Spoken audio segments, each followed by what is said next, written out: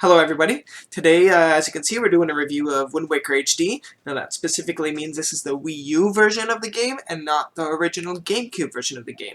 Keep that in mind as you listen to this, because there was some changes that happened in the HD version that I will be addressing that actually make the game really good. Um, so the first thing, I'd like to point out is this is a sequel. It is. It is. Now, overall, up till this point, up till the point of the original Wind Waker release, there wasn't really that many sequels, proper sequels. They all were kind of jumbled around the place, and they didn't really have to do with each other too much. But this actually directly references the past game, Ocarina of Time, a lot, and actually really helps continue the story, and conclude that story arc, actually. And then move forward with the new story that's in other games, which I won't even mention here. So, that being said, from a story standpoint, the game is actually really, really well done. Now, it is a Zelda game, so that being said, you're going to expect the same sort of thing, where it's very, very formulaic in the way it's set up and this sort of thing. You approach a dungeon, then you go, and then you try to get into the next dungeon, you're solving some riddles and puzzles, and then you get into the next dungeon. That's an isolated environment where you progress using everything you have at your disposal until you beat a boss that uses an item in that dungeon. That formulaic experience is still essentially the same. But what this game changes up is the fact that it adds personality. It's funny because there's only really two places in the game where you have any real townsfolk. So you have your starting island, and then you have another... Oh no, there's three places actually. So you actually have three cities, which is kind of interesting, which is bigger than any other Zelda game, actually, when you really look at it. Any other Zelda game, period. That I can think of, at least, off the top of my head. But point being, as a result, there's a lot of characters in the game. And what that means for you is things feel a lot more lively. Things feel more real. And I think that's kind of ironic because this is the most barren of the game in the series, just based on the concept of the game and the style of the game has made it. And with that being said, it feels the most lively and the most alive. I guess alive is the best word I can use. It feels the most alive. And that really goes to show in the characters. Like, some of the characters you interact with, you see them evolve and their characters develop over time, but they're not directly affecting you. So it's not like it's like a narrative story where you're really always like with all these characters that are in cutscenes with you all the time. No, you see them develop if you choose to interact with them, and you see their development over the game. A lot of times it's little steps here and there, but you're seeing a movement forward in their characters, which is actually pretty fresh for the series, and I really appreciate that. The other thing is you don't feel alone. And that's actually really important, which really makes it stand out as a very, very unique game in the series. You don't feel alone. You never feel like you're doing this adventure alone. You always have somebody helping you, or there's people supporting you, or there's people that would be willing to have your back. Even if you don't necessarily always get direct support, it's there, and mentally it puts you into the state of mind where it's like, okay, this is a group effort. We're trying to save the world, and I'm not this unrealistic lone hero that's trying to save the world, because I have people helping me and backing me up.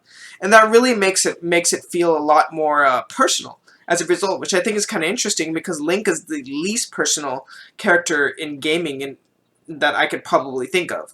Now, I'm sure there's many others, but I mean, in this context, it's one of the least personal characters, because it's a person that doesn't talk, that's just a generic hero that just goes out and saves the day and doesn't really have much to go on.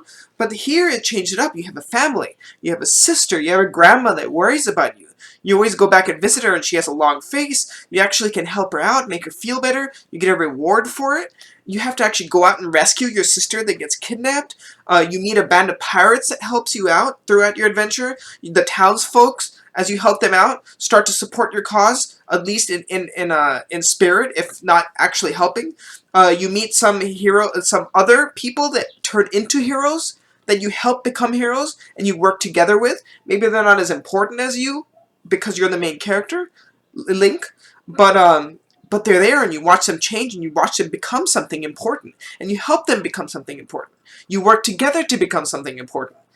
And it's really interesting, because not just that, on the other side of the coin, you have a villain, Ganondorf, whose very existence is fueled around the concept of evil. And I think the most interesting point about this, from a story standpoint, is that from that standpoint of evil that has been developed in the series, especially if you're looking at this point in the series, when a HD game came out, we have Demise and then Ganondorf and all this representation of just evil, pure evil. And then you have Ganondorf, who's just like, I know this is my cycle, this is what I'm doing, I don't know what to do about it. I'm tired of it. So it's kind of interesting. So you get a villain who's still bad. He's still a bad guy. He is a bad guy. He's trying to do bad things. But it's gotten to the point where it's just like, I'm tired of doing bad things. I don't know if I want to do this anymore. So it adds a new dynamic to the villain too, which I thought was really, really, really well done. That was a really big plus. The story development is really good. I really liked how there's a lot of connections to the at this point in the series, it was the beginning, Ocarina of Time. There's a lot of relation to that and its impact on the world, and then there's like it explains a lot of what happened between the games and then the game itself. So all things considered, there's actually a lot of good narrative and story development in this game, and quite possibly one of the best in the series, and I really praise it for that. It's really well done, and I didn't really realize it until I played the game again recently, which the last time I played it before that was back at GameCube launch, so it's been a long time. The other thing I'd like to mention, now I know I spent a lot of time talking about story, forgive me, but I feel like that was a very big improvement on this game and compared to the rest of the series, and it's a very positive point for this type of a game. For a very formulaic adventure game, that was really good. Speaking of formulaic adventure game, they did a couple of things that really helped change up the formula and really helped it stand out. One is exploration. You know, exploration has always been there and you always get rewarded for it, but it's really always feels kind of like a chore. It's just like, I got this area, let's do this, I got that area, let's do this. But here I feel like because of the way it's set up, you have an ocean, you have islands, I feel like you're rewarded a lot more. It's like, okay, let's sail the sea, and then, oh man, I found this island, let's see what's here. Oh cool, I found an art piece by going through a cave, a secret cave. Like, it's kind of cool. Like, it's like having like that same formulaic experience but turning it into an exploration that feels rewarding. And I never felt like the exploration was a chore, and there were some changes they made in the HD version that made it even better. Like, for example, there's a certain item you have to collect near the end of the game in order to progress to the finale. And before it was a chore. I remember staying up really late on the GameCube to do this. But they actually made it more condensed and a lot more easy to do. They made sailing a lot more convenient. You actually can sail at double speed now by getting a new item that's presented in this game. And when you do that, the wind changes according to the direction you're going. Before, you would have to stop, play your wind baton, the Wind Waker, and then you'd have to change the direction of the wind. Very tedious. They changed that so it's a lot more convenient. It's funny because those are some overall minor changes, but it really changes the flow of the game to make it extremely smooth. And like a lot of the complaints I had about the original are gone with the remake because it feels fluid. It feels like a continuous adventure, and I didn't feel bored, which is like I said, something that happened with the original version. That when I got to that point in the game and some other parts, I felt really bored. But I didn't feel that about here. There's a good amount of side quests, pretty varied amount of side quests that reward you in various ways. And it makes money feel more impactful, which I thought was kind of important too. There's a lot of treasure you get, so you get a lot of money from treasure, which is cool because, you know, it's like you're a pirate, you're on the sea, you get treasure maps, and then you find treasure and you get money. It's neat. It's not just heart pieces and stuff like that. And you actually use money to actually do things. You use it to figure out how to get some of the actual quest items. You can actually use it to get items that are helpful for battle, that are truly helpful for battle, among other things. Like heart pieces you can spend it on, or there's like an auction house you can spend it on. All sorts of things you can spend your money on, so it feels like the money actually means something in this. To top it off, you start off with a 500 rupee wallet, so you actually don't start off with a wallet that's extremely limiting at 99. You can actually go into the game and actually makes it feel like you're making progress without having to say, oh man, I just started and I already had to figure out how to get my bag upgrade. No, it doesn't do that to you. It puts you in a position where you don't feel that need. If you get it, you go out and get it, it's like, oh, cool, I can do more. But I don't feel like I'm so limited just with what I start with, which is cool. There's a limited amount of dungeons. Speaking of progression, there's only, I think, there's really only 4 main dungeons and then 2 very story-heavy dungeons. So it's not that much in comparison with some of the other games, like Link to the Past or Ocarina of Time. But interestingly, I feel like it's more comprehensive, though. The dungeons were very unique. They had very good progression. They were well designed. The bosses were fun and unique. I actually really enjoyed the boss battles in this. Um, and there was some fun stuff like the Forsaken Fortress. You go there. It's not technically a dungeon. It's kind of like mini dungeons, I guess, but it's stealth based. You know, you're trying to sneak around to try to get to a certain point. It was different. It was fun, and they brought this back in Wind Waker. Actually, Skyward Sword, which is kind of interesting. That style. It was a really good touch, and I really liked that.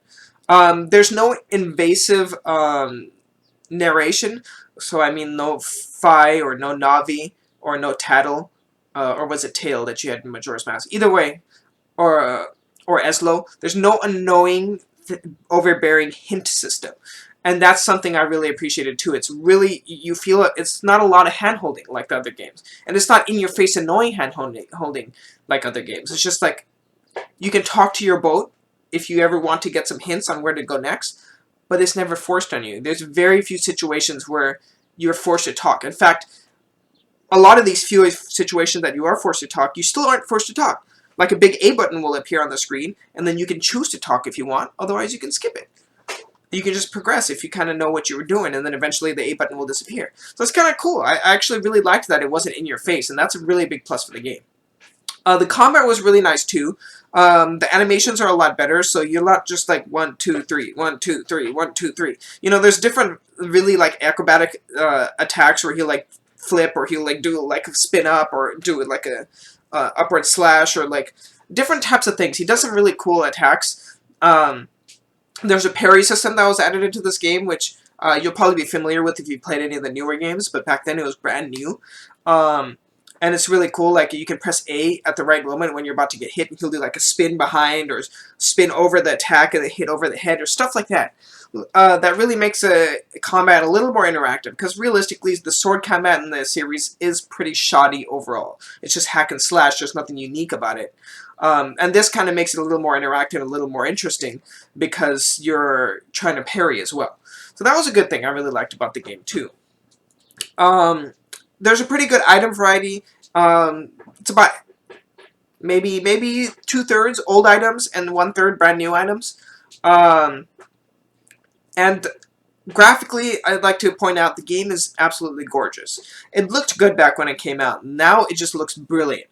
It's just so colorful, vibrant. It's very unique art style.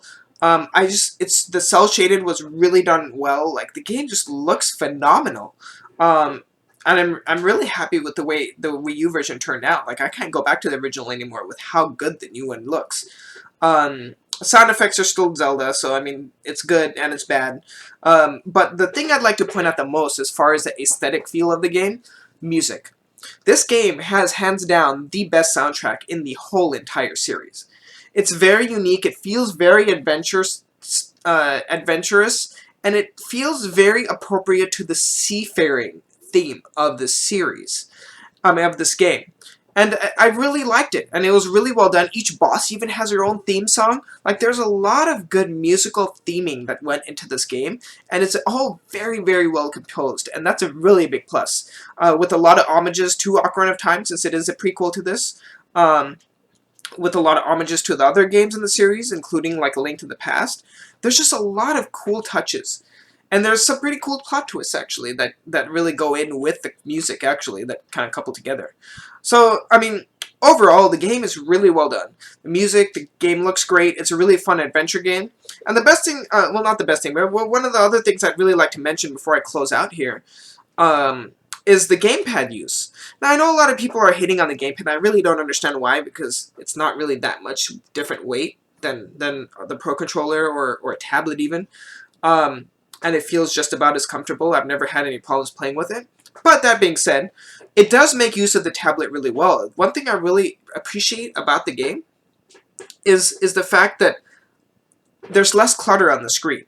I do all of my menu stuff on my gamepad without needing to pause. I can pause if I want, but there's no need to. So I can switch my items as I need to on my gamepad, and then I'll see it reflect on the screen, and then like just keep going. Like, so if I'm sailing, for example, I can change my items without having to pause and then do everything and then continue sailing. Like, it's not breaking the flow of the game. And that was a very important point to me. The map is accessible on here too, so I have a pretty decent sized big map on my gamepad screen. and of course it's all touchscreen based. When I don't have a pause, when I do have a pause, I can actually access it with my buttons and stuff, and it works really well because it makes it a lot more fluid and easier to control everything that's happening, and I really appreciate that about the game. I can't imagine playing with the Pro Controller. Although, from my understanding, if you play with the Pro Controller, you can still have the gamepad up. So I like set it on in front of you or something, as for the map open and everything, and for inventory control, so that you don't have to pause a game.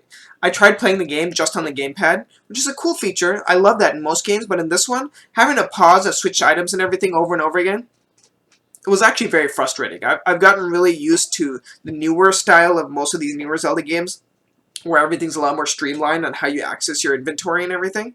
That when I tried to do it on the gamepad alone, so I had to pause it, I actually didn't like it. It was very irritating, and I had to stop playing. I just said, forget it. I'll play it later when I can actually get back on my TV. So the controls are good. The controls translate well to the gamepad. Makes really good use of the screen, the second screen, and the game's beautiful. Just everything about the game is great. And I know this is going to come as a surprise, considering most of you people know that Skyward Sword is my favorite in the series.